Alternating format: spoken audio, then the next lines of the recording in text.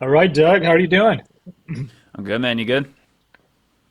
Excited for episode 9? Yeah, yeah.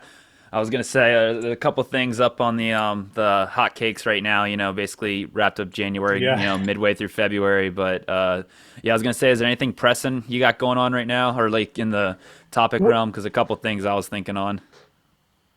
yeah. So, as you may have heard, there's been this whole SEC crackdown against Kraken, right? And it turned into like a bit of a hullabaloo the last several days.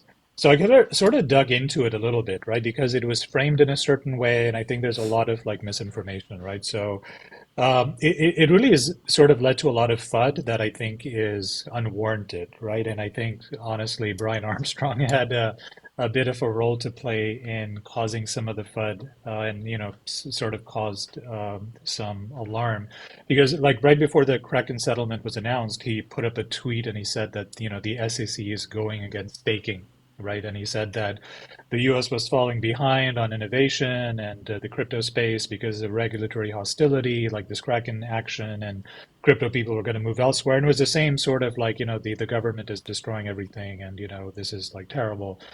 But to be frank, I think the issue has been sort of blown out of proportion.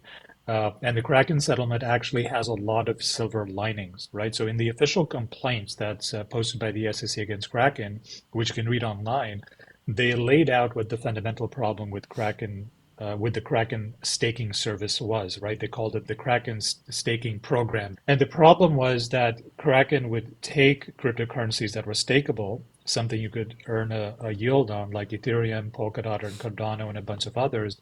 And Kraken would tell the customers that the exchange could offer them a fixed yield. And the fixed yield was higher than the yield that was provided by the actual staking protocol.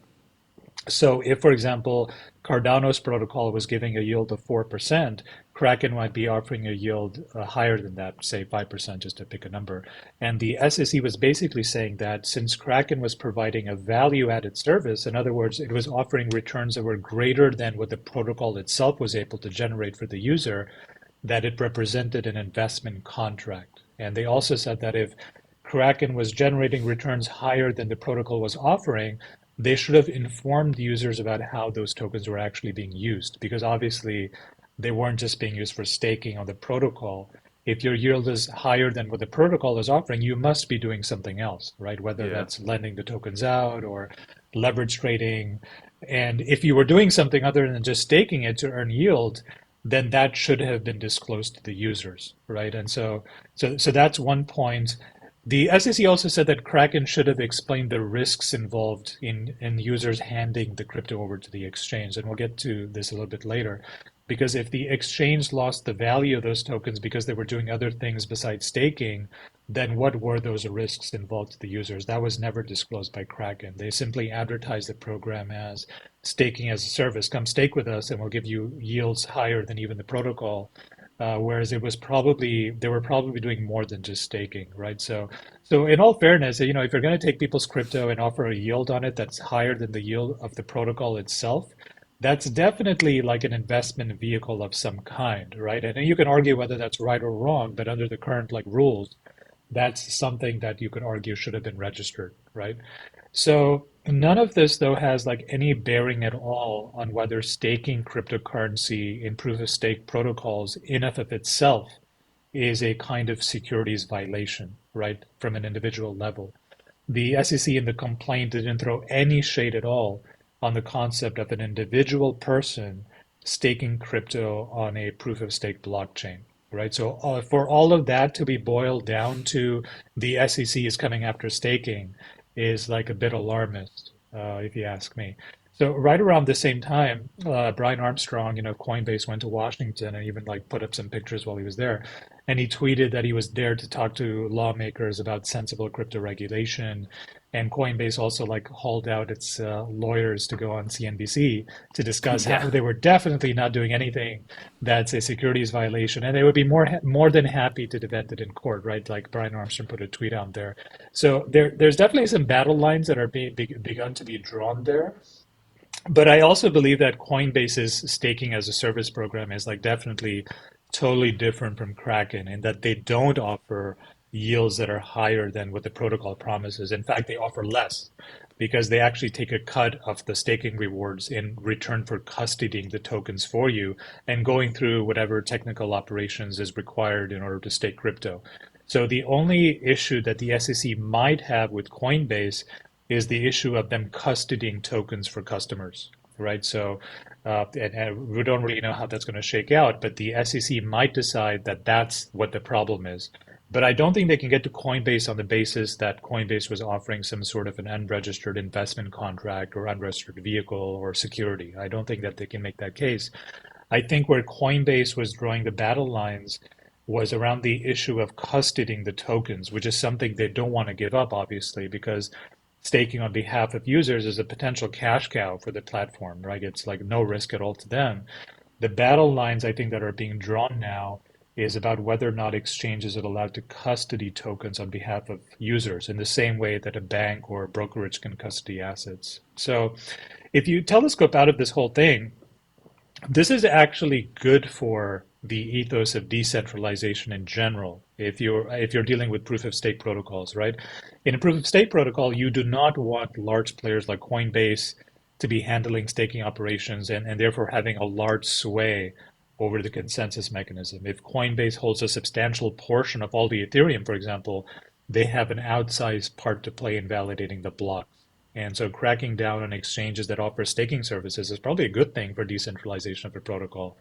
Although you could argue that it might hinder adoption, right? Because Hmm. currently staking with your crypto requires a little bit of technical expertise, right? That the average person is not going to be able to figure out or want to like, bother with, right? So that friction though of staking as an individual in the future I think it could be brought down with like better user interfaces, so if you could just get on your phone and stake your crypto and it just takes like two buttons and there's nothing else you need to do, then that would be like probably the solution to having individuals do their own staking and not rely on exchanges. But, overall, I've seen like nothing from this Kraken action that poses any kind of fundamental threat to crypto, right? So people are sort of like raising a fire alarm about the SEC is anti-crypto and they're coming after staking, but people on Twitter are screaming bloody murder, but they're probably not paying attention to the details or they're maybe just like being a little bit deliberately misleading. So sort of that's sort of my take on how I think this is all shaken out. Uh, Honestly, I don't see a problem with it. I'm happy that the exchanges are not custodying proof of stake crypto. I think it's good for the decentralization ethos. I don't know if you had any thoughts on the subject. Yeah, I mean, I guess there's a couple things there. I know before we started recording, we were just chatting like we normally do, and you were talking about recent interview we saw with Charles Hoskin and Cardano, and it might have been 2 years ago now, I guess, like when the probably 2 years ago actually now when the peak Dogecoin Sheeb mania was going on, and he had an AMA. And, Charles is a pretty think he might be on the spectrum. Like I mean, he's a little bit introverted guy. Like you're like one of the original Ethereum guys. Like you're by nature gonna be pretty introverted.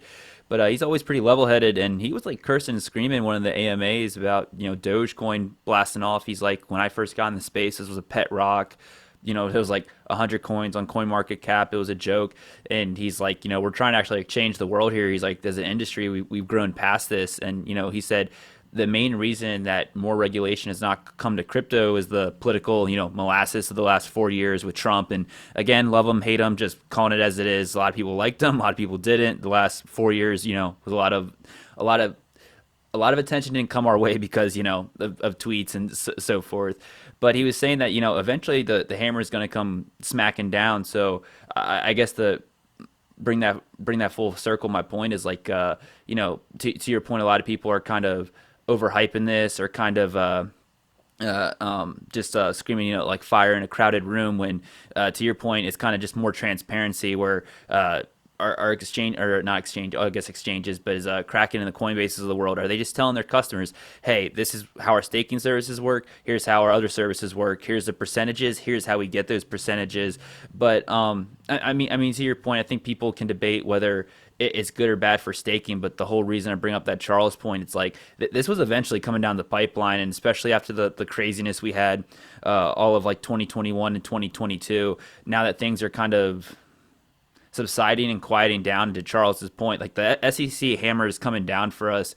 And I guess like, and after that point, one thing you brought up too, I want your take on this because I've talked with Carl about this a lot. I'm obviously more of a Bitcoin guy. I got a little bit of Ethereum. I actually have a little bit of Cardano. I stake myself. It's not much, but it's just a little trickle every month I get from it. A lot of people say that it's not good if exchanges get into staking, or for example, the say if the Winklevi got into Cardano, they could get instantly like 40% of the stake. Well, even as someone that's a kind of like a Bitcoin maxi, one of the benefits I do see of proof of stake is that if you enter in the, how do I word this, if you enter into the sandbox, you kind of have to play by the rules, because even if you have a majority of the stake, if you start screwing around with the protocol and enough people get pissed at you, they can basically just leave, and people are like, well, easier said than done. But we've seen this with Bitcoin and Ethereum, like when these were major projects with billions of dollars behind them. We saw like in a matter of a month, with Bitcoin Cash, and then like a lot of people don't know this, but what we call Ethereum Classic, which is the original Ethereum, the hacker found a loophole, was playing by the rules of the code, Yeah. and the community was like, oh, we don't want to do this, we're just going to fork off. So even though people can abuse the staking power, if they start playing in that sandbox, they almost have to not even just play by the rules, but not piss off the community, because then the community can just be like later, and then you're just stuck with a ton of monopoly money. But I mean, yeah, I think the biggest things is that what the SEC is doing, a lot of people are overhyping it, like you said. With that said, I think people need to, I want to say, get used to this, but just see this as the icebreaker. This is definitely not the first SEC intervention with crypto, and this will not be the last Hmm. from now until the next bull market. Because, like I said, the Doge and sheet mania of the last 24 months, and with FTX, a lot of people got screwed. A lot of people lost money. And to your point, with just not even having like basic disclosures. So I think the SEC is trying to knock that nail in the head and just keep it moving. So that's kind of my initial thoughts on it. Well, there's a bunch of threads you opened over there. I'll pick on the last one.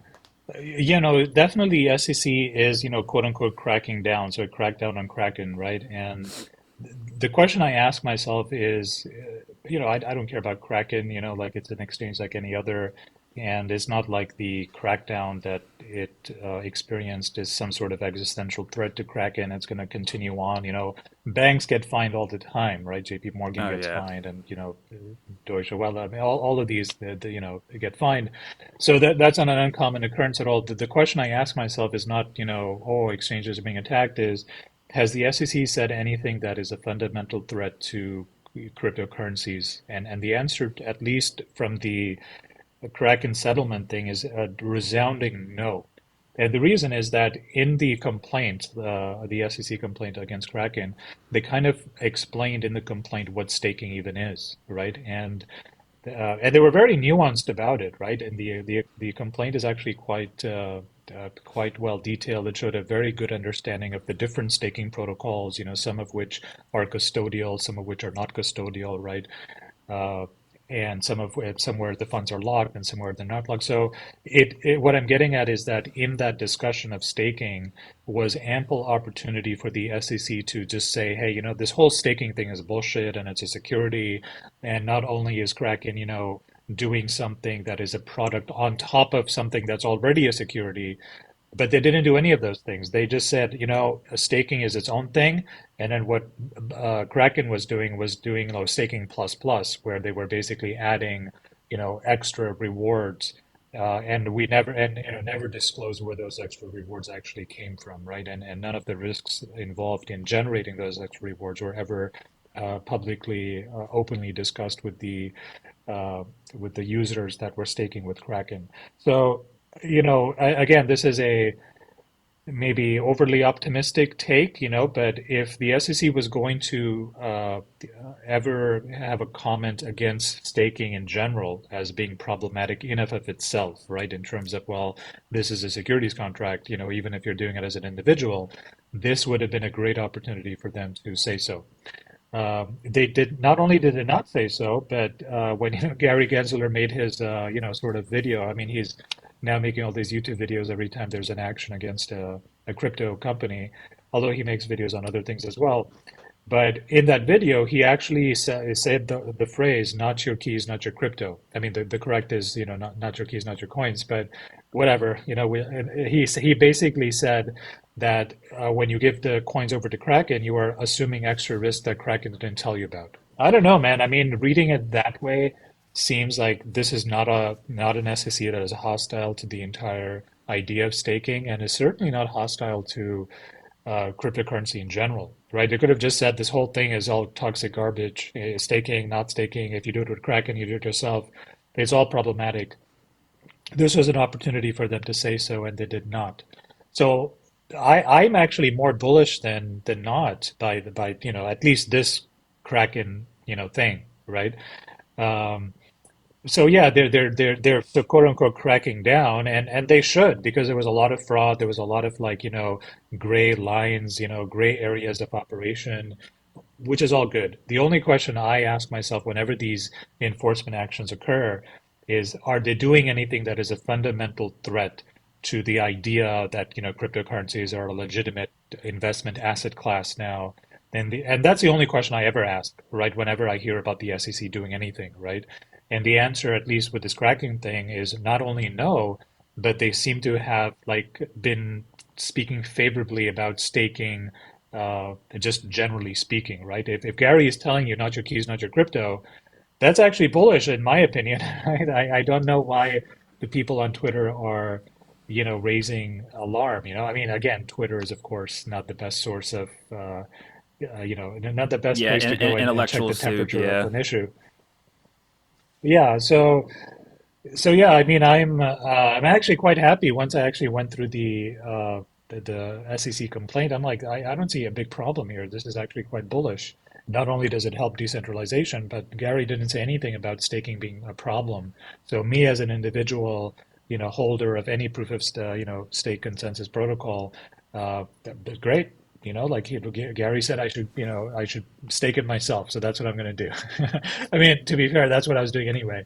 Yeah. But the other thing though, which may turn into an issue, I said I'll come back to this later, is the issue of custody, right? So what Coinbase have been doing is they have been applying for state licenses to custody assets, right? So for example, they have a license from the state of New York saying that they have permission to custody assets on behalf of customers. And there's many, each state has its own requirements. Some states don't have a requirement like that at all, and they have permission from all these states that require custodial licenses, and they've obtained them, right? So that's why Binance is able to operate and hold your custody.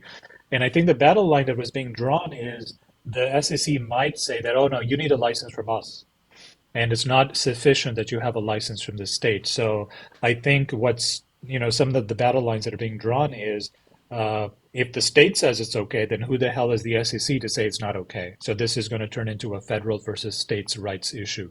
And I think that's where the battle line is being drawn currently. And that's an interesting issue from not just a regulatory perspective, but just a perspective of, decentralization ethos in general, right? So it comes back to the whole cannabis thing, right? So Colorado says cannabis is legal, the Yeah, Fed and says it's federal. illegal. Well, where is it actually, where does the correct thing actually fall, right? It's there's still a conflict there.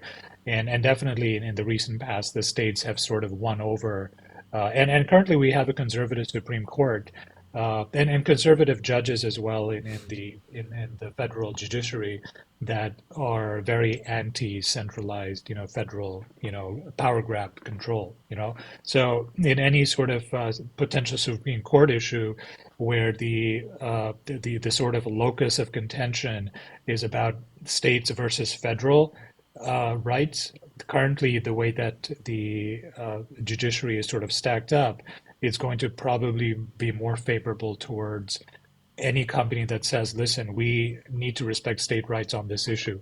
I'm looking forward to a debate on those lines, because that's not a crypto issue. I think it'll be settled in the favor of the states. But even if it's not, I mean, this is basically just like, who do we need to obtain the license from, right? This is not a threat to crypto. But I'm just like pointing out that that's probably why Coinbase drew some battle lines. They say, listen, if you're going to sue us for custodying, come at us. We've got state licenses. We will turn this into a states versus Fed issue, and we will be happy to take it to court on that basis. And I think that's what the battle lines were all about. Yeah, I mean, same thing, not apples to apples, but to your point, I think all is a strong word, but a lot of the major, political points in America, guns, abortion, voters' right, where like even recently with COVID, like pick your left, right side on it. But same thing, a lot of major issues right now. It's state versus the government. And to your point, the states have won, which some people are happy with, some people aren't. One thing I tell people, I've lived in a good amount of cities in a couple states at this point. The one thing, America has plenty of issues, but it does have going forward, in my opinion, is that if like a lot of people did not like California, they're like, all right, later, and they came right over to Austin. And same thing, a lot of people were in Texas, didn't like, all the hicks, like, oh, up with your mask and stuff. And I got some buddies that went to Denver, so to that point, if it does become a state issue, I think that's cool. If some people like how Colorado's in 5 years they're operating staking, cool. If they don't, they go to Texas. But I guess the backstep, like one thing you were saying, how a lot of people, Twitter is obviously not the best intellectual soup on a day to day basis. Like I know I, at the risk of sounding like a broken record at this point, but I think just this shows too is the community. We have a lot of growing up to do. I think we still like want our abs and pizza. A lot of the crypto space calls themselves libertarian, or at least I think they want to be libertarians until you put their feet to the fire. But I find it funny. I think what we just said, and at least from what you've been digging, the biggest gripe with the SEC is just disclosure, and I think like for example, like you're playing a game of soccer or a game of basketball, like everyone agrees on the rules. Hey, are we doing hard checks? Hey, are we doing and that's the thing. It's just like again, not your keys, not your coins. Even our buddy Gary said it, but it's like if people are gonna leave shit on Coinbase and on Kraken, I don't. To your point, why people were barking, it's like yeah, if someone's new, it's like Coinbase and Kraken should disclose to them, like, hey, maybe you're getting a little bit more, skim off the top, but for that extra, pound of flesh, here is the, risk of that, because there are risks with that, and same thing, like there's risk with proof of work and proof of stake, and then giving someone your coins to do their own, for lack of a better word, arbitrage with. So I didn't do as much digging on that SEC file as you, but yeah, the past week I just saw some stuff on Twitter barking about it, and back to my point too, it's like you're libertarians and barking about just let people know what game they're signing up for. And then to my point too, over the last 36 months after what 5 6 major FTX, three arrows blows up, and then the whole Doge sheep thing, and again, like I said, Charles said this, is anyone surprised this is happening? Because what I think kind of I found humorous is people were acting like this was D-Day, and to your point, this was kind of just a splash in the pond. But I know we keep saying it, but there's a good chance, between 24 and 25, we could have another bull market in crypto. We'll see, macro, what happens with everything, but there's a good chance, with the next halving coming up.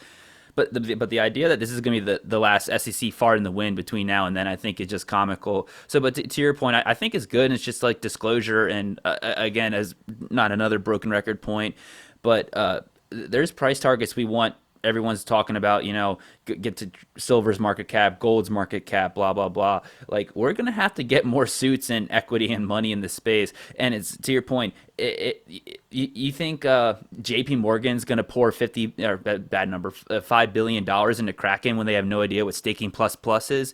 Hell no way. So it's like a lot of people are upset about it, but it's like, not only does this protect retail consumers, which, JP Morgan loses $5 billion, I'm not crying for them, but a lot of people, you saw it on, like confessionsreddit.com, or like investor confessions on Twitter and stuff. Kids were taking like $5,000 of like their PPP money, or like their their COVID loan money, and they were tossing it to Dogecoin, and now it's completely evaporated. Where it's like if there was someone there just to pause them, like, hey, little Billy, this is what staking is. This is what staking plus plus plus is. This is what Dogecoin is. This is like what a Ponzi coin like. So it, but back to your point, I think a lot of people are overhyping it. But again, that's Twitter, and I think it just goes to something I harp on a lot. I think a lot of the crypto space, I don't know. They just want their abs and pizza too. I feel like they want this huge mass adoption thing, but they think we can just run like the Wild West. And it's like, and I don't know. What's the old saying? It's like discipline brings freedom. It's like if we just get basic guidelines in place that 99% of people are like, okay, this is just setting the groundwork. Everyone knows what game we're playing. I think that's like 10 years out, how we get mass adoption. But, not to beat a drum to death, but that's just something I find funny in the space. Well, the whole Dogecoin phenomena, and everything just going up like insanely, like Elon cum rocket, or SafeMoon, or Dogecoin, or pick your thing that went up 100x or whatever. That's not a crypto specific problem, right? Every time there's been an introduction of disruptive innovation, it has led to a speculative bubble, right? So bubbles True. in general are not unique to cryptocurrencies. So we saw, massive bubbles occur in the dot-com era. You basically, if you just had a website, dogwalkers.com, and you say where you're just an online dog walking company, you'd be valued at $150 million, right? Yeah. All you do is you walk dogs. So the notion that this is unique to crypto is just not. I think what we're seeing is that it's a disruptive tech, and I think the market recognizes it as such. And as a result, there's a speculative frenzy, and you have sectors of the ecosystem that gets incredibly bubbly, and things blow up. And I don't think that that can be used as an indictment of crypto in general. I think that's just market behavior. When the market sees something that is truly revolutionary, a lot of people want to get in because you don't want to be the last one in. And at some point in time, you find out that the amount of money that's been put into the system is probably more than the value that it's actually generating. And as a result, the bubble pops, right? But that doesn't mean that the underlying technology or the solutions that that technology provides are suddenly no longer useful.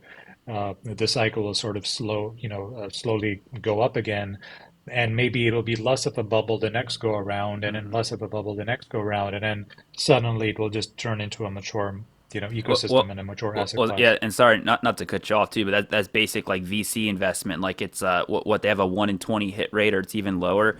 But this is why I've like harped on this too. A lot of the Bitcoin maxis, they'll just call everything from Solana to Dogecoin a scam, or they'll say like Ethereum and Dogecoin are shit coins. I'm like, okay, Ethereum and Dogecoin, they're not even in the same universe. You cannot like Ethereum. Dogecoin is obviously a shit coin, but Ethereum, like it's a real market. It like has its own dexes. But I tell people too, they're like, well, what if Ethereum fails? I'm like, that doesn't make it a Ponzi scheme. I'm like, VCs with all the regulation in New York and Washington, they have a 1 in 20 hit rate and even lower. Does it mean they didn't do their fiduciary responsibility with the other 19 investments? No, it's just like that's how innovation and investing works. But and I agree with everything what you said. I think it's just the issue here, like we to your point, we keep saying like we're web 3.0, we're the second round of the .com bubble. It's like cool, but look how much regulation and other bullshit came after the .com bubble. So it's like let's like learn, like I always say it, learn from legacy financial systems but not repeat it. But I mean yeah, I just like wanted to put that in there because yeah, to your point, it's kind of just the basic running VC rules. So that's kind of just my thought process moving forward. It's like where's that gray line between how do I word this? How do I word this?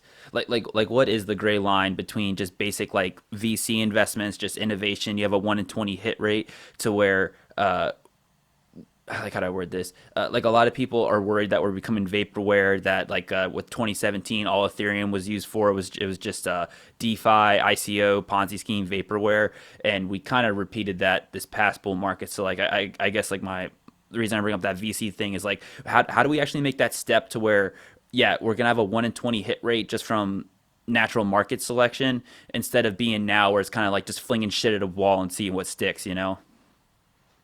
Well, I think a large part of the bubble last couple of years was because of, helicopter money, right? So that definitely caused a lot of like bubble and mania. And, I'll also point out that it wasn't isolated to the cryptocurrency market, right? So you had all of these, what is that EV company? Like Lucid, I think, had a market cap of 100 billion. And Tesla is another great example.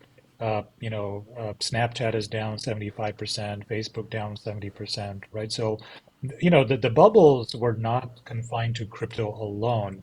So I think saying that, well, crypto is just a bubble. I mean, we were in the midst of an everything bubble, and perhaps it was a bit, supercharged in crypto. because it's less mature of a market, and then the liquidity is a bit thinner, and it's also global, and it's never closed, right? And so for maybe Mm-hmm. that, and we also had a history of things just going up 100x in that particular market. So perhaps the bubble effect was exacerbated in crypto, but I don't see that as a crypto specific problem. You also mentioned something else that I wanted to comment on when I was talking about the proof of stake, and exchanges should not have a lot of tokens in proof of stake protocols, just in general, because it's probably not good for the security of the consensus mechanism. And you mentioned, well, what if the Winklevi twins was able to buy up, say, for 40% of some proof of stake protocol, and that conversation goes back to what I think is a very interesting conversation about proof of stake and proof of work. This is what comes up when people are debating that subject. Proof of work has an externalized consensus mechanism in that you have to mine something, whereas proof of stake's consensus mechanism involves the use of an internal virtual asset, right, which is the token of the protocol. And I've done a lot of thinking about this, and one of the conclusions I've reached is that you can't really compare proof of stake to proof of work unless you talk about also in the proof of stake protocol that you're comparing it to, what is the initial distribution of the tokens? So, for example, if me and you create a proof of stake chain tomorrow, right, and we say, all right, Doug, you and I are going to have 90% of these tokens, and we're going to distribute the other 10% to the plebs, and this is going to be our proof of stake mechanism. Then suddenly, this proof of stake mechanism chain is highly centralized, and it's a problem. Mm-hmm. But if the distribution is such that, we just keep 5% or whatever, 2%, or or we don't keep any percent at all, and we just release it all in the wild and the public just picks it up with time, then the distribution of the token in that particular proof of stake protocol is very highly distributed. And that has a very important implications to how well or how decentralized the consensus mechanism is. And then you can compare that particular distribution of a proof of stake protocol with proof of work like Bitcoin, and then you can make comparisons. But to just lump all proof of stake protocols and say, well, how good is this compared to proof of work? I think it ignores the importance of how vital it is for the distribution of the proof of work protocol in determining the degree of its decentralization. So, there are definitely proof of stake tokens. Like I think Solana is a good example, which is highly centralized, right? Like a significant portion of the tokens are held by VCs or large companies, and so whatever they vote on is, whatever they decide is practically what the protocol is going to do. If they're going to go ahead and censor wallets or vote on protocol updates or whatever they want to vote on. The good example of this, for example, was Uniswap, which has a governance token. This is, again, not a consensus mechanism, but the point still applies. They recently had a vote to decide if they wanted to migrate to BNB. And a large number of the tokens were held by Andreessen Horowitz, and they voted against the change, right? I think eventually they ended up voting to migrate anyway, but this raised a lot of controversy over, well, this is the exact problem with these sort of protocols is if you have a voting mechanism and a majority of the tokens or a large minority are held by a centralized entity, then that protocol is no longer centralized, and this is problematic. So that's an example of why the distribution matters so much. The other comment I'll make is that if you have a proof of stake protocol that's already highly centralized, decentralized, and the distribution is very widespread, there's no central actor that holds a large number of tokens, then it's actually very difficult for an outsider to come in and quote unquote buy up all the tokens in order to centralize it. Because the more they start buying, the thinner the market becomes, and the higher the prices goes, the higher the Yeah, price yeah, goes up, right? slippage. So Yeah. yeah, it's very hard to say like, well, okay, the market cap of, say, Cardano is 12 billion. So all I need is, $6 billion to centralize the chain, but it doesn't work that way because as soon as you start inputting that $6 Mm-hmm. billion in, the price is just going to keep going up and up. And suddenly that 6 billion that you needed, now you need 100 billion, right? Because the price has gone up. So, these debates about how secure proof of stake is versus proof of work, they get very nuanced. And I think one important parameter you always have to inject in the conversation as well, what is the distribution of the proof of stake protocol tokens? That's important before you can have a meaningful conversation about whether one is, centralized or not centralized, or better or, worse than the other in terms of consensus protocols. Yeah, I know it's kind of funny. Like we're doing a little 360 on this. We were just saying like 10 minutes ago, like Twitter's a big old piss and match. Like the intellectual wannabe intellectual soup. God, this I can't even remember. It's probably like a year plus ago, but I saw a really good thread one time between might have been Alan Farrington. I'm gonna butcher this. Kobe, Udiverse, and I don't think Shinobi was in it because he's kind of an asshole. Anyway, but there was some of like the more OG guys in the crypto space, and they were having this. And I kind of want your this is a rabbit hole in itself, but I want your take on it. Being we were just talking about like distribution and just fair community play. They made a pretty good argument. I want to say it was at least Kobe was making an argument. You can't really have a fair launch anymore. So, for example, like to your point, let's just say you and I make decentralized coin tomorrow, right? Or decentralize this coin and we launch it, and kind of we pull like a ripple. Like even though you and I have 90% of the stake, we put it out there. Well, Kobe was making the proposition, which I agree with, that you can't really have a fair launch because to our point, when you start putting the coins out there, people who have just money, the JP Morgans of the world, the God forbid, Peter Schiff gets into crypto, they can just start grabbing those up. And the thing is too is like this the problem with crypto, how it's somewhat turned into vaporware, like how the dot-com bubble was. Like literally the coins don't, for people like listening at home, like if someone puts money into a IPO, they basically have to put up like a liquidity pool, sign contracts, wait 5 years. So like basically, like if someone like years ago put money into Airbnb, they need to see it like get to fruition, actually have like market usage, and then their stake in the company. They can either, if it has dividends, they hold it, or if it goes up from their investment, sell, blah blah blah.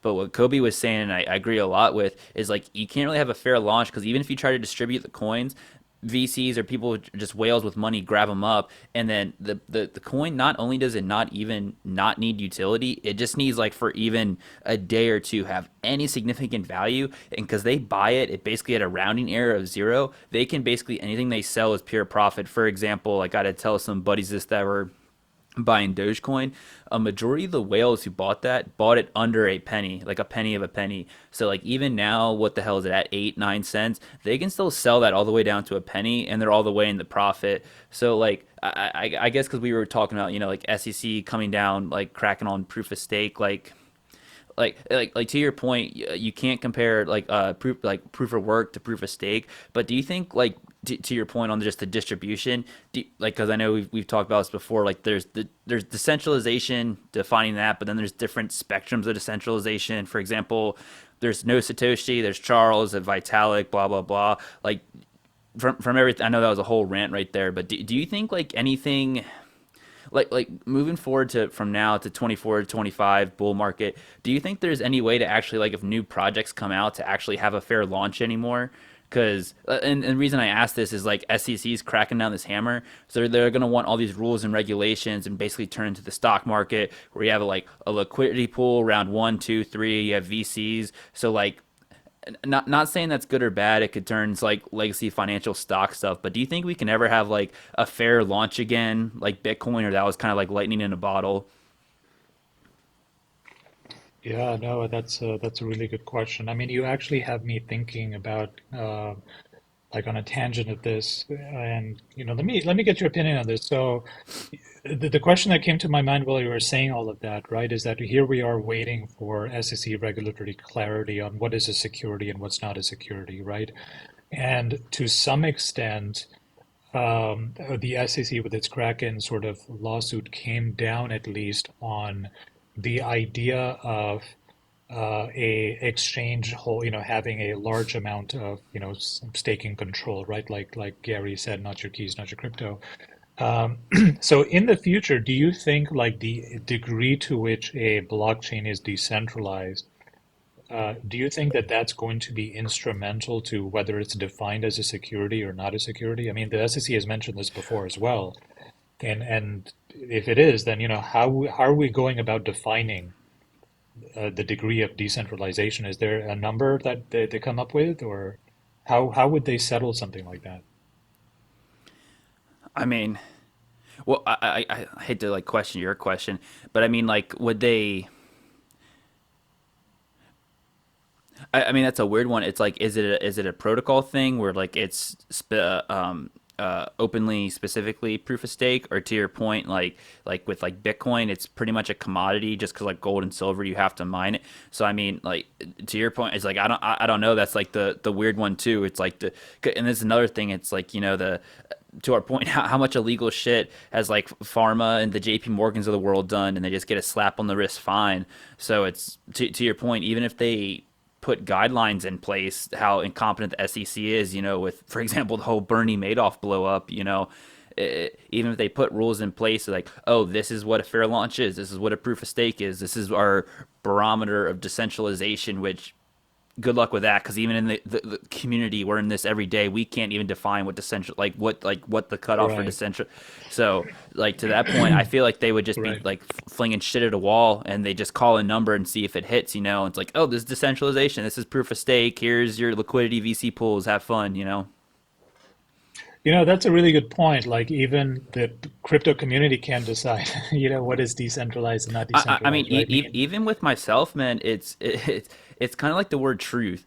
For example, there is like the universal truth of things. Like it was only 200 years ago during the Civil War we found out like what germs were and like antibiotics. Like, oh yeah, I can't do surgery on Atif, then use the same scalpel, to cut off my big like. It's like, oh, we got to clean this and disinfect this stuff, but years like centuries before that, millennia, it's like, oh, if someone got like just got some like disease and died, people were like, oh, god was punishing them, or they thought it was a demon. It's like, no, those were germs, bacteria, they were always there doing their thing. We just discovered, people thought lightning was Zeus, was pissed off, now we know it's climate, blah blah blah. So it's like there's the truths of the universe, and whether we figure them out, it's a whole different thing.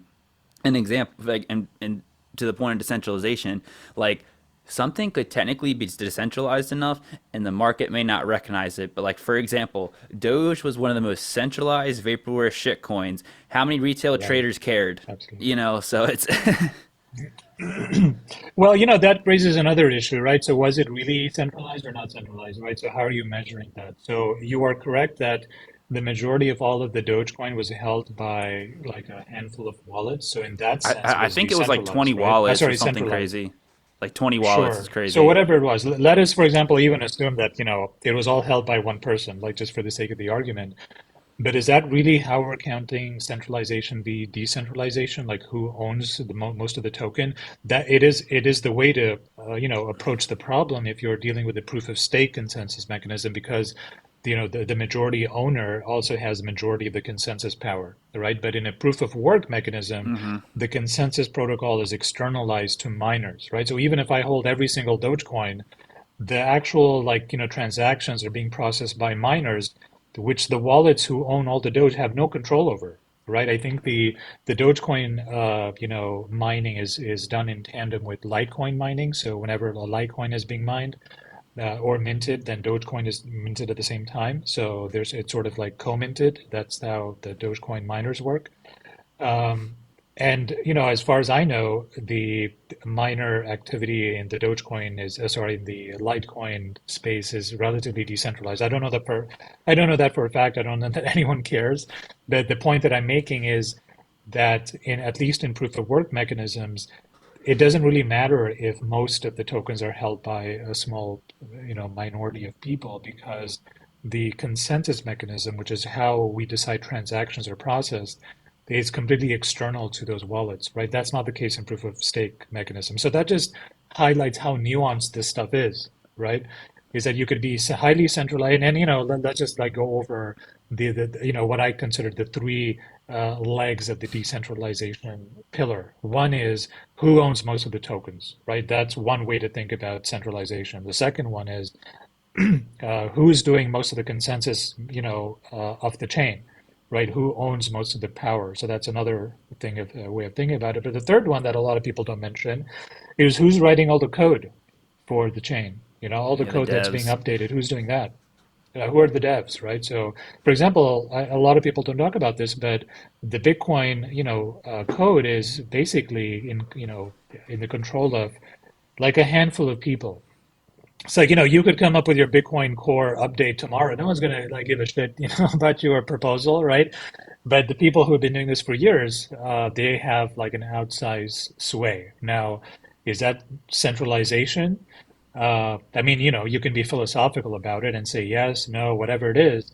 But I think at some point in time, this is going to be boiled down to a legal definition by the SEC. I think the SEC is going to care to some extent about the extent to which protocol is decentralized is going to define whether or not it's a security or not a security, right? That's really what it boils down to.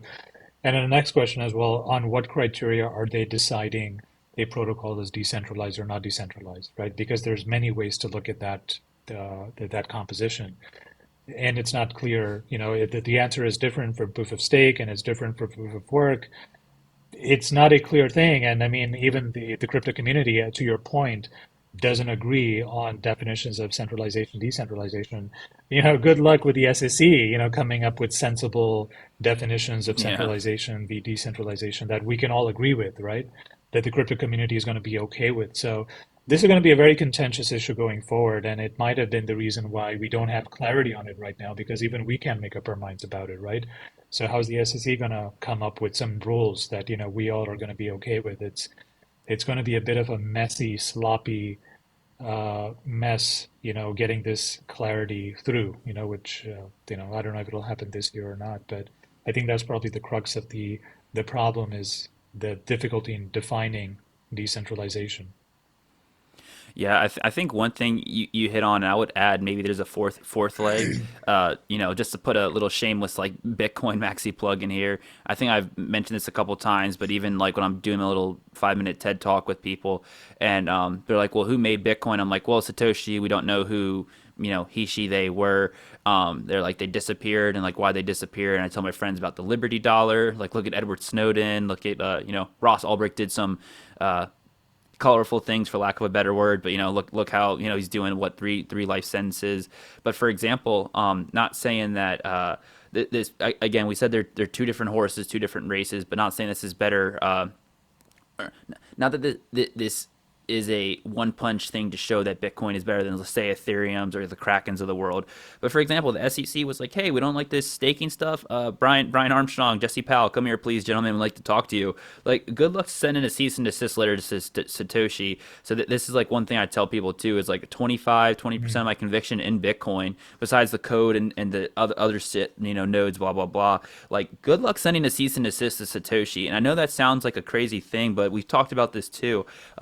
Apple's market cap has gone up. They still put stuff out. But you can make a really good argument that ever since Steve Jobs died, the company kind of died with it because they replaced them out Mm. like they got Tim Cook and everyone there Keep now. going. Yep. Oh, you're good. I was gonna say Tim Cook and or blah blah blah. Yeah, like I said, you could say that since Steve Jobs died, they've had Tim Cook and everyone keeps the train moving. But you can't put a price tag on experience and innovation. And there's a really good book by Isaac Walterson with Steve Jobs that interviewed people that worked with him, etc. And they said he was the biggest asshole. If they caught him outside of work, they would have punched him in the face in 2 seconds. But he's like, "Would you work with him again?" They said, "Oh, in 2 seconds." They said, "Why?"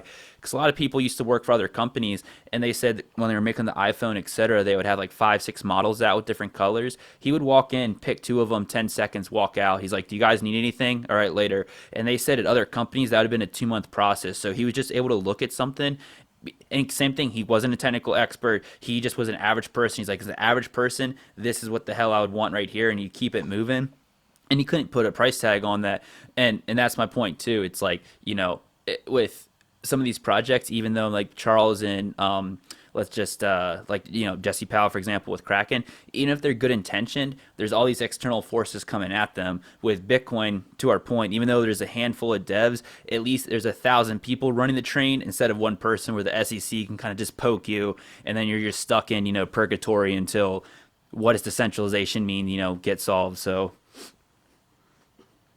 Yeah, so changing the subject a little bit slightly, but staying on the topic of centralization, decentralization, we are living in this clown world where the entire financial markets of the entire world are hanging their hat on what the United States CPI data shows on any given month, right? So It's just a crazy reality that we live in that the markets are swayed by whatever Jerome Powell comes up with, right? And we're all desperately every month waiting for the CPI data on inflation, right? Because that's what is going to determine everything, right? It's crazy that we find ourselves in this position, but here we are. Everything has been reduced, unfortunately, to what the CPI is and what the jobs market is.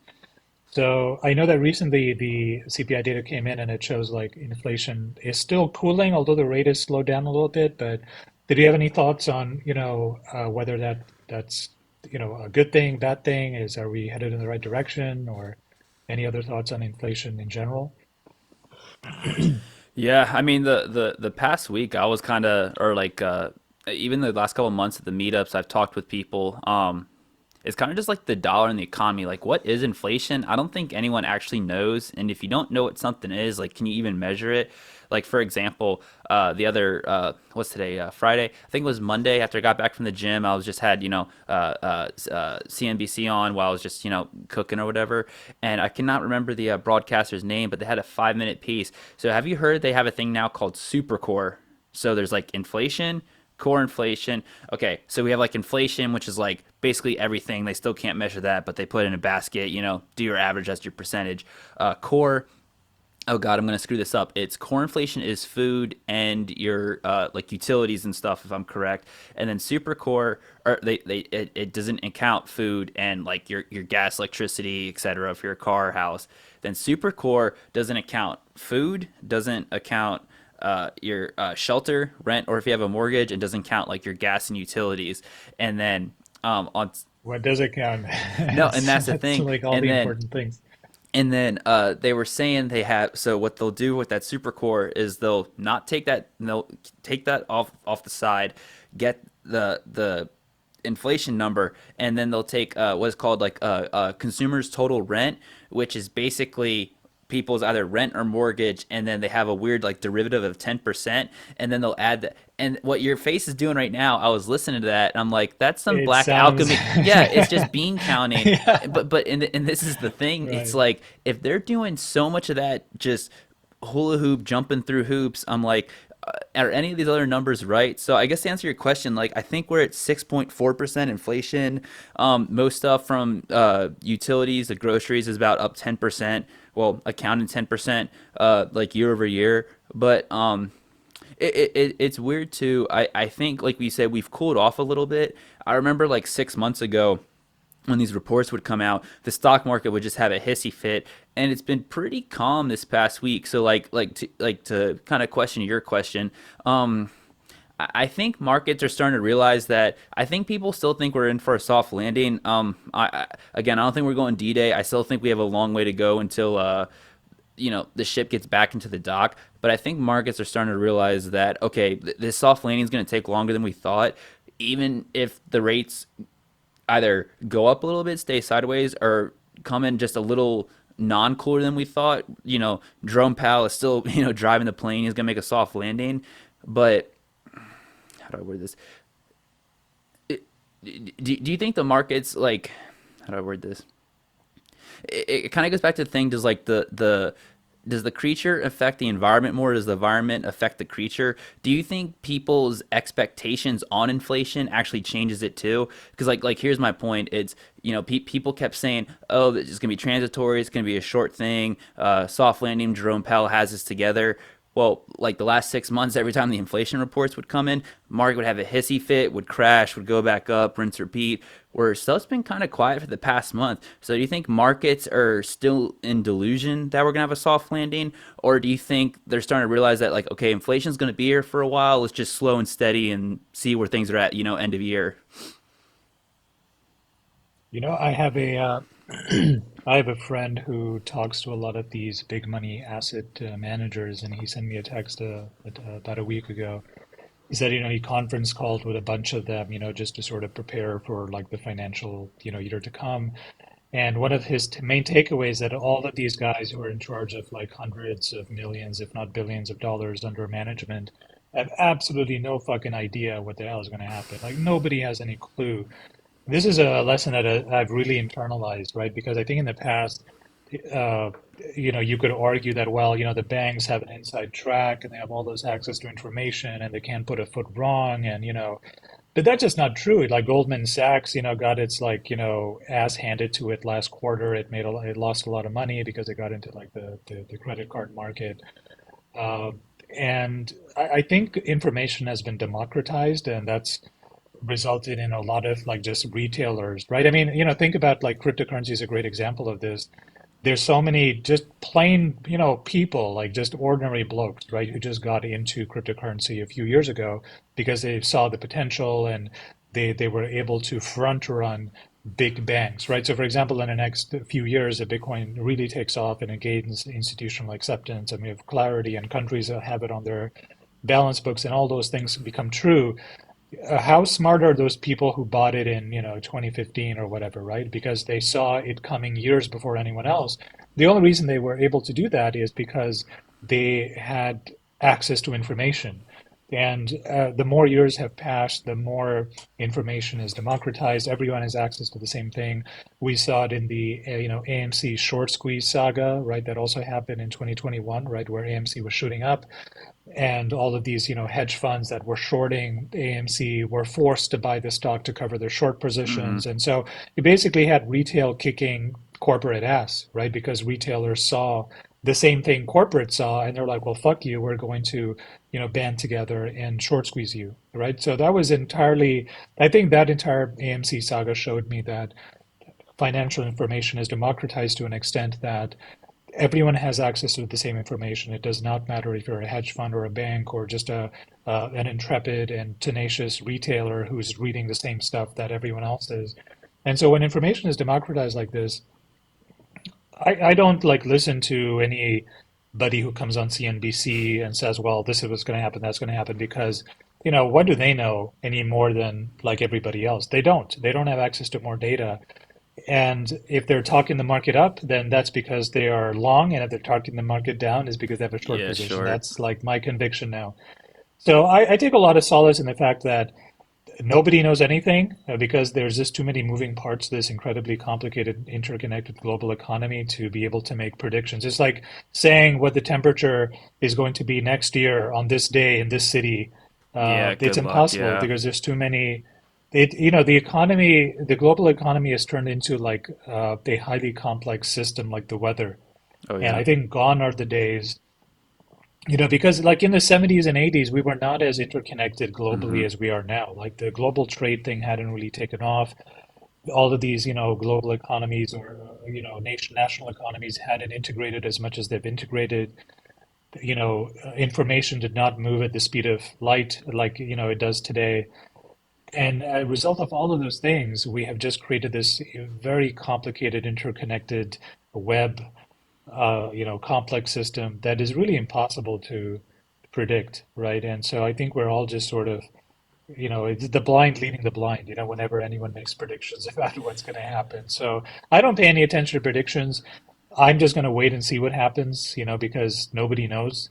And I think that's a position that's given me a lot of like comfort, right? Because if I say, well, listen, all I have to do is I have to do a bunch of reading and I have to do my homework and then I will have some answer.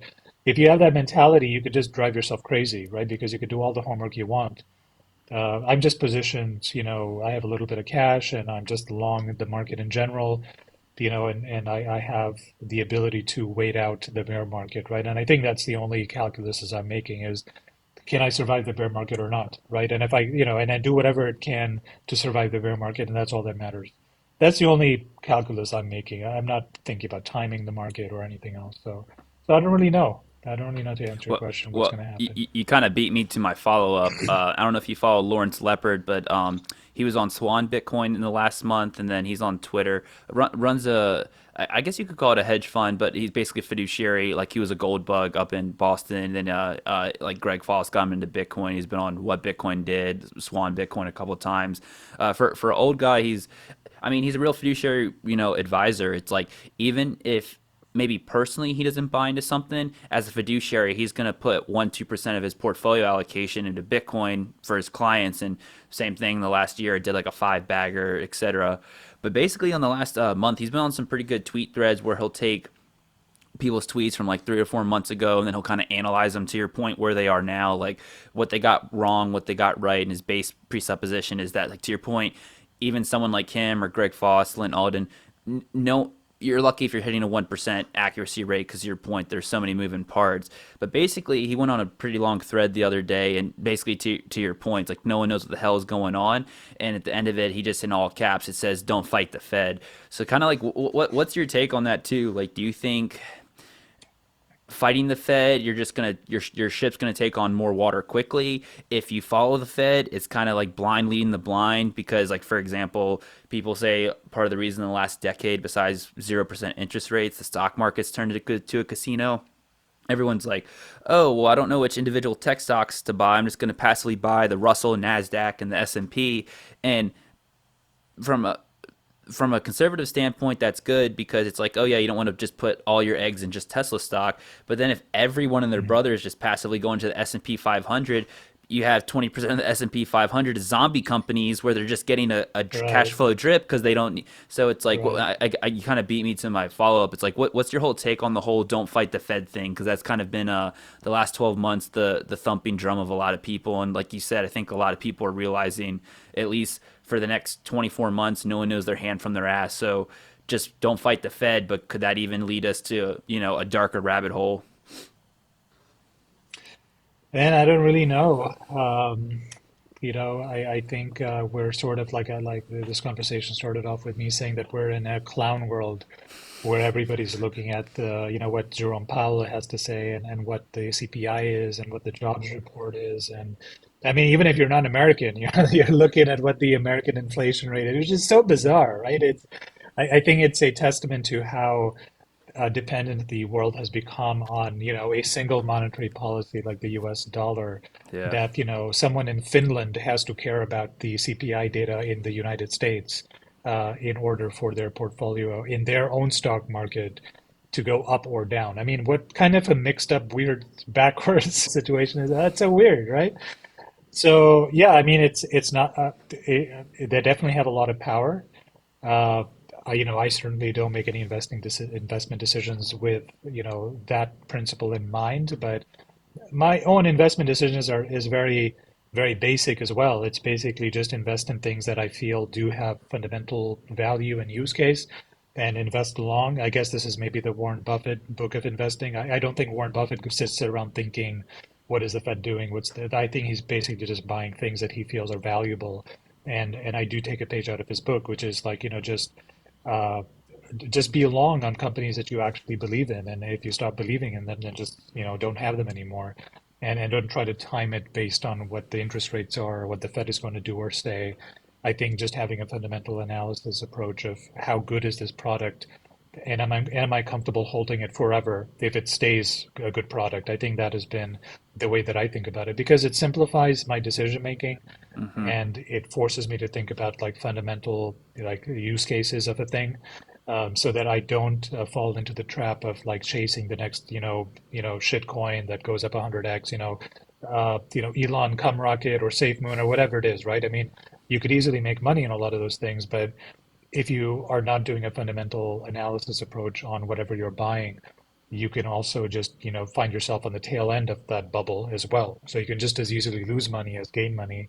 And if you keep rolling the dice that way over and over again, you're probably going to end up losing money than not. I mean, essentially, you're just reducing it down to luck, right? Did Hmm. you get in, early enough on some bubble so that ended up coming out on top?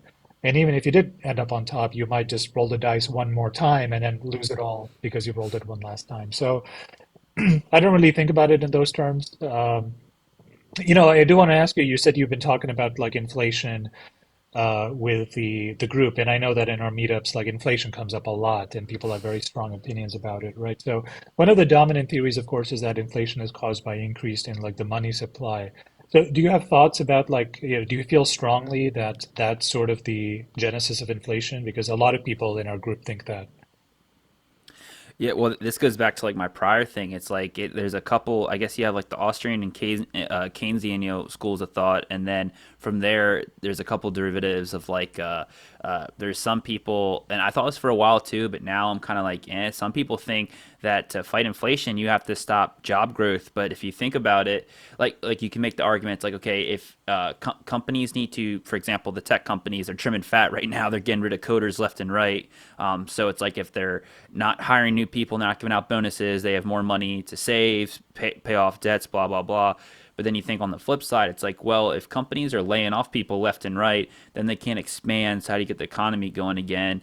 Um, there's also takes that the more the dollar moves, that causes inflation. Just like globally, like we said, we're in a global economy now with like OPEC, etc. So it's like if other countries are going to their own sovereign dollars or trying to get rid of U.S. dollars, that could help inflation. Other countries, it could hurt them. Like Japan just started tightening up, and then same thing too. There's the old schools of thought that if you have inflation a constant 2%, that's good economic growth. But if you do like a long scale, like 50-year time horizon on that, like 2% over 50 years, like everything's like gone up 3, 4, 5x, because it's 2%. So this goes to the thing where it's I don't even think anyone can tell you like what what is good or bad for inflation because no one can define it. Because that's the thing too. It's like we said, you listen to some of these pundits. Some of them are like, "Oh man, for example, Facebook just laid off 10,000 people." Pundit A will be like, "Oh, this is great. They're going to save. They're going to pay off some debts. They're going to internalize and restructure and work on their long growth strategy." And then the next person is going to be like, "Oh, Facebook just laid off 10,000 people. They're fucked. Like, I'd get rid of all their stock tomorrow." So, and that's the thing too. It goes to our points. Like, who the hell knows? And that's like in the meetup. I know the last couple of weeks I've been talking with Sanat. He's one of the people that thinks that the Fed right now is purposely trying to get employers to maybe not at least lay off people, but to not hire anymore, and that's going to help with inflation. And I kind of get where he's coming from, but at some point, like you put the car in park, you got to get it driving again. So like you're going to have to hire more people, which by that thought process would get inflation higher again. So that's the thing too that I think that's like I was asking you like what the whole don't fight the Fed thing. It's like I don't think anyone can tell you 5 years down the road like where the inflation's going to be, what's going to help it or hurt it, which is kind of like what you were just saying with Warren Buffett. I think that's smart is like whatever you invest in, get shit that you think's quality and long term because no one has any clue what's going on, and especially in the inflation realm. And then you get someone like Peter Schiff. He thinks if we just put everything back on gold, inflation would go away in 2 seconds. And I think if we snapped our fingers tomorrow, we got back on a gold standard, I think we would still have inflation just because, like you were saying, I think we're living in a clown world right now where the value of everything and the price of everything, they've gone just so discombobulated that it could take another 30, 40 years to get those back at equilibrium, even if like we were on a gold standard. Yeah, it's a very nuanced and complicated subject because measuring inflation, you're basically measuring something that arises in a highly complex system, right? So the economy in general is a highly complex system, and then you have to like invent models to try to approximate certain qualities about the highly complex system, like the quality of inflation. So you're going to have to come up with models, right? Because you can't measure everything, so you're going to have to sort of come up with some proxy model that measures the thing you're interested in. And then the model is going to have a certain degree of error. And so that degree of error could be a little, it could be a lot. It could be that the model doesn't actually map onto people's lived experiences. And so then they call the whole inflation models to be completely, false or misleading and, all of those things. But, I think, like all economic models, like all models are wrong and some are useful and some are useful, but they're all wrong, right? Because they're all trying to approximate what is happening in reality, right? So you can have endless debates about this model is better than that other model. You can also have lots of debates about what causes inflation. So I looked into this just a little bit, and a lot of people especially the crypto community, they say, well, the reason inflation goes up is because the Fed just keeps printing a lot more money, and because you have an increase of the M2 money supply, you have more dollars chasing the same number of goods, and therefore inflation, right? So that's the whole monetary supply theory of inflation, which makes sense on the face of it. But then at the same time, we've also seen in Japan, right, in the 1990s and the 2000s, the monetary supply in Japan went up by more than 2x in those 2 decades, right? So whatever number of trillions of yen they had, it went from 700 trillion to 1,700 trillion yen from 1990 to 2005. So, 15-year period, it really shot up. And yet, the reason it went up, by the way, is because Japan was experiencing a period of pretty significant deflation. Things were actually getting less expensive because there was less demand for them. And as a result, the prices, kept crashing. And the government really tried very hard to reverse that. And they printed a lot of money. And they did that for 15 years, right? Like, that's a long time. And only now, like Japan is starting to see some inflation, right? After like a whole generation, an entire generation of loose monetary policy was bestowed upon the Japanese economy without any inflation occurring at all. In fact, the opposite was occurring despite Japan's best efforts to reverse course, and it didn't happen, and it only started happening now. And then you ask yourself why, and there's good reasons for why. There's like, well, it could also be because Japan's population is getting older, and then you have counter narratives in other ways as well. Like, well, technology is making things cheaper because it's increasing productivity, so that's a deflationary force as well. And if you have this much deflation but this much inflationary forces, where do they balance out? And again, now we're talking about how are you going to predict things in a highly complex system like in an economy, and then you can spin yourself in circles predicting the weather and come up with models on how to predict the weather, and you'll only be able to get it right, half the time. So I think that's what we're seeing. People have all these theories about the inflation is caused by M2 money supply, and that's the only thing we need to think about. And the reason the crypto community is highly charged about inflation is because, well, they say Bitcoin is finite, right? So you just switch to the finite supplied money monetary network, and inflation will be a thing of the past. But I think things are more complicated than M2 supply is the only factor behind inflation, and there's nothing else we need to care about, right? Because the other thing to remember is that the M2 money supply in the United States was also increasing, after the great financial crisis. The M2 money supply has been on an upward trajectory that entire time. It didn't just start with COVID. It was going on ever since the great financial crisis in 2009. There was no inflation, out of control inflation then, Well, right? So it only could you started say the last it's 2 years. yeah, I mean, it's like, for example, people go out drinking, you're having a good time, and this has happened to everybody who's listening. You're out with some people, and everyone knows this. You literally have that one drink where oh, that I shouldn't have had that drink. I'm over the top right now. It's just like, or it's just like a piece of pizza, whatever. You're just like that last potato chip, like, oh, I shouldn't have. I feel like shit now. And that's the thing. It's to your point. We had that slow drip, but it was a straw that broke the camel's back, and it was kind of a big straw. You might need to correct me here. Was it 40, 50% of all the dollars from Washington till now was over COVID. So it's and Yeah, I think that's right. and I was doing a thought experiment actually with this with Sanat the other day. Someone correct me at home, but like the math still holds up. So a million seconds, it's like ballpark like a week or something. A billion seconds is like Christ, like a couple years or something, 3 years. A trillion seconds is like 50,000 years ago. So that's the thing. It's like people, Right. $6 trillion, like we can't even quantify that. But that's the point too. It's like I know I've talked about this too, and like kind of want your take on this, like because what we were saying, it's we were comparing like Bitcoin, Ethereum, proof of work, proof of stake.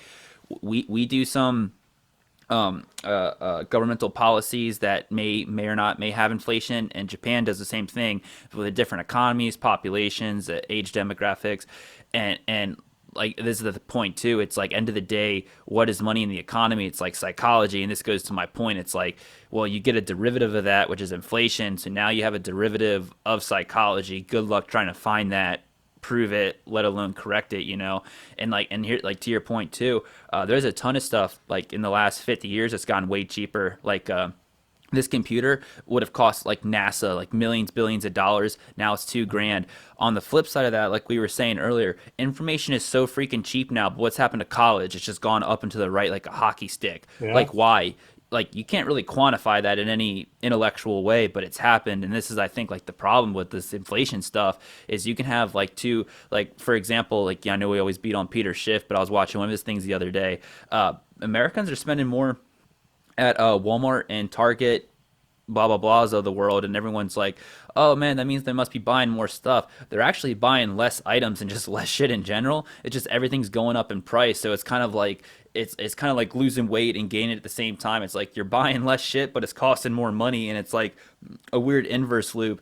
But same thing too, if like to your point, you try to put that data on an inflation chart, it's gonna look like a 2 year old drew it, but it's like that's the reality right now. So and that's why like when people are like, what drives inflation is to our point, I don't think anyone knows because I just stated two completely polar opposite facts, but they're apparently true by now, or they're apparently true now according to the Fed. So it's like, how do you fix that? Like who the hell knows, you know?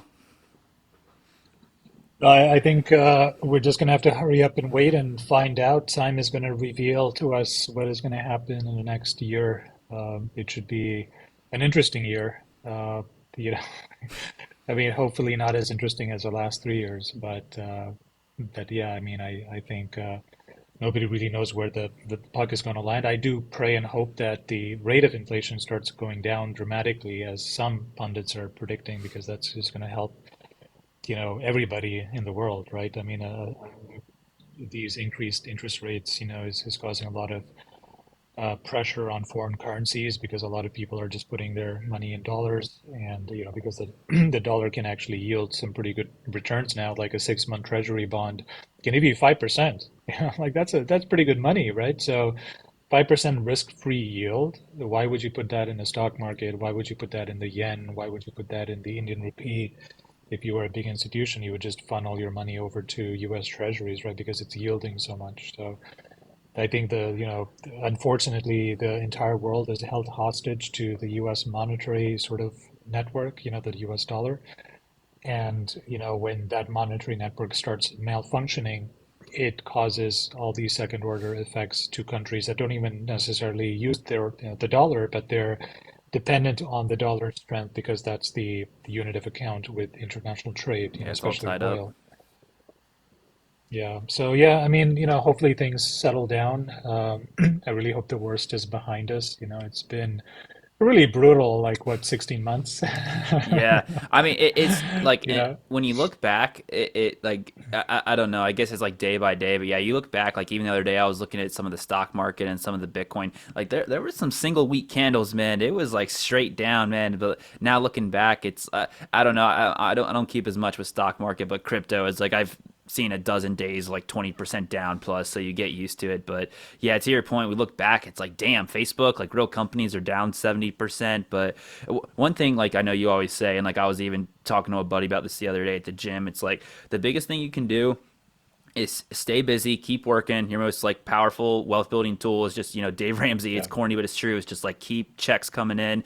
And it's like, don't live Yeah. like a hermit, but just start trimming fat where you can. I've been trying to eat out less. Like I got a powerlifting competition coming up, so I need to watch my diet anyway. But it's like just keep all the frivolous bullshit to a minimum, keep working. And it's kind of a weird mix. It's you want to stay up to date on stuff, but I know you and I are the same. I got my blue chip news sources, but like the Fox CNN is trying to keep all that shit tuned off because, like you said, you're just gonna have pundits on there that are just shilling their shit. So it's like, I'm with you. I think I hope stuff gets better. I still think we have a little bit more sideways bleeding, and then maybe by the end of the year, stuff could start to turn the bend. But I know you always say it just kind of to thump and end on a good note. It's like just stay busy, keep working, and it's like then when stuff does start to equal out, you got a lot of dry powder, and then you can toss it where you want. So it's Yeah.